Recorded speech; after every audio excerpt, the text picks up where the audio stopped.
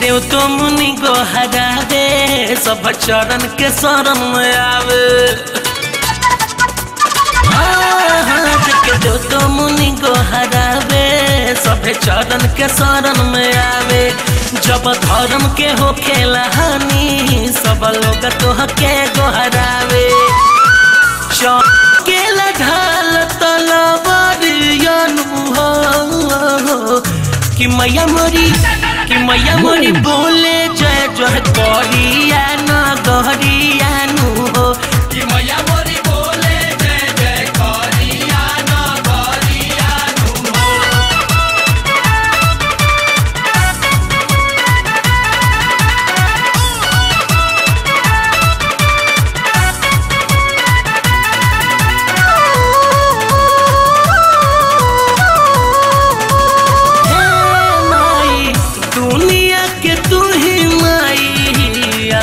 भवानी जय जय जननी जगत महारानी,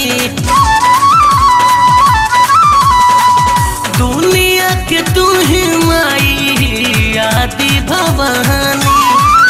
जय जय जननी जगत महारानी। मुहे सूरज के ज्योति चमके, गले बैजंती माला दमके। बड़ा शोभे मंदिर आए माई, फुलवरिया गम गम गम के। चमके लो की चुनरिया नु हो कि मैया मोरी बोले जय जय करिया न गहरिया नु हो कि मैया मोरी बोले जय जय करिया न गहरिया नु हो। मैया मोरी बोले जय जय करिया न गहरिया नु हो।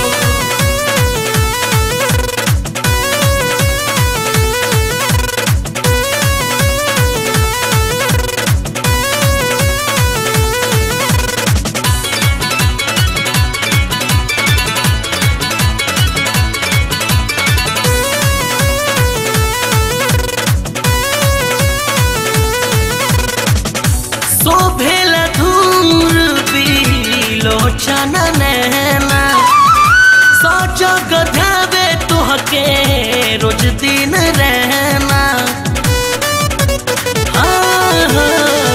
शोभेला धूम्र बिलोचन नैना, सजग ध्यावे मैया तुहके दिन रहना।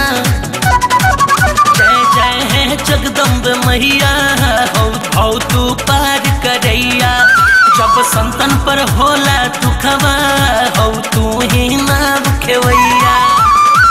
बिकिया के बचैल पगड़िया नु हो कि मैया मोरी बोले जय जय करिया न गहरिया नु हो कि मैया मोरी बोले जय जय करिया न गहरिया नु हो।